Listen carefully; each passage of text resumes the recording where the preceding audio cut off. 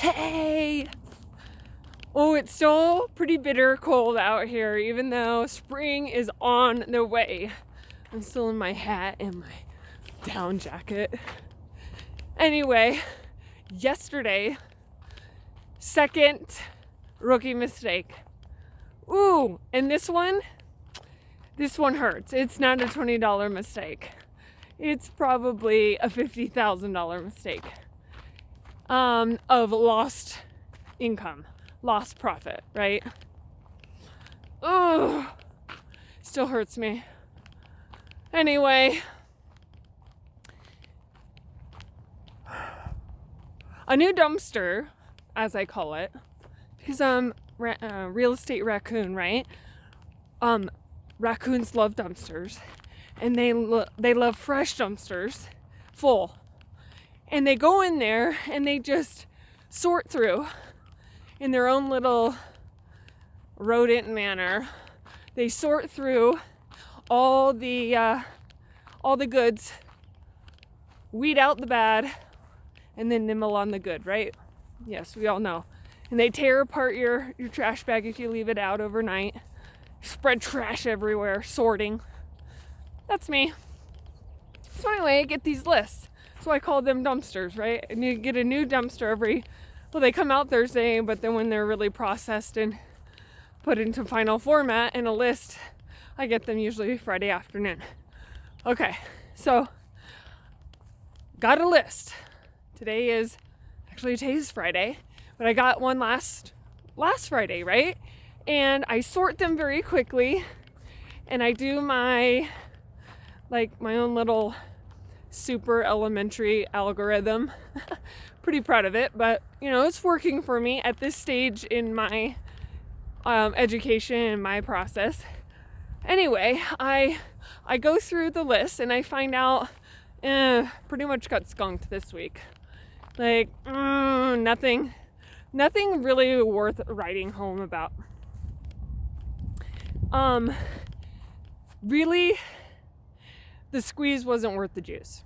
Let's be honest. It wasn't. I could have squeezed all of those properties and, beat them into submission and pounded a round peg into a square hole, or set a square peg into a round hole. Anyway, I could have manipulated and molded the numbers to make them do what I wanted. But what does that do for me in the end? All it does is just create more risk, decrease my profit margin, and just create a bunch of headaches for me, I'm assuming. So let's just call a spade and move on. And that's what I did. And then come Wednesday this week, I'm just like, oh, there's something in me. What if I'm missing something? What if I was too harsh? What if I was unfair? What if I was too conservative and I'm leaving some gems on the table? So, dun dun dun, I take another peek. Oh boy. Once you say no, you just need to say no. It's the second peek. Okay, so I do a second peek and I find this property. Let's call her Alice. Alice Avenue. And Alice looks super familiar. I know this Alice. She was on one of my lists back in February. So I go in my email and I'm like, oh gosh, she so looks familiar. I know that I did some evaluation on her, and sure enough, I see where I ordered pictures, February 24th. So I go through the pictures and I'm like, yeah, the picture quality was poor. Come on, folks. When you're getting paid to take photos of a house, get the whole house in the photo. Okay, that's great. And can you clean your lens? Okay, I understand that we all get greasy face prints on our camera and fingerprints, but when you're getting paid $30 to take 3 photos, can you make them kind of quality? That would be really wonderful. So anyway, the pictures were But I got the gist. Actually, I went on Google and found some better photos, but still confirmed that it was in decent shape. And so I proceeded to do my full analysis. Probably spent about an hour and a half or so, getting all the comps, getting all the stuff that I snip and put in, finding the deed, all that jazz. And I come to the conclusion, oh my goodness, I have stepped over Alice unintentionally, and she is a gem. And so I quickly emailed Jeremy, giving him a quick synopsis, my pros and cons, and then a link to all my research. And he, this was yesterday, Thursday. And remember, Thursday is still pretty much like, you need to get your butt in gear to get the wire in, because the real expiration is Monday, so that the attorney can send off the check to the county.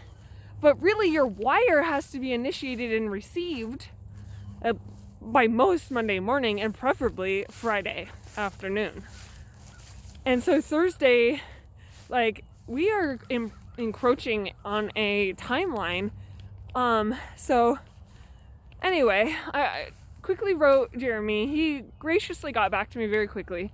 And he's like, I put an inquiry on this house, on this property, on this deed, and the reseller came back and told me it wasn't available.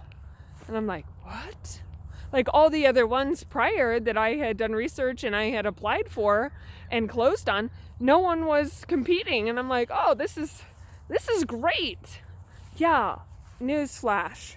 That's not how this always works. Okay, duly noted.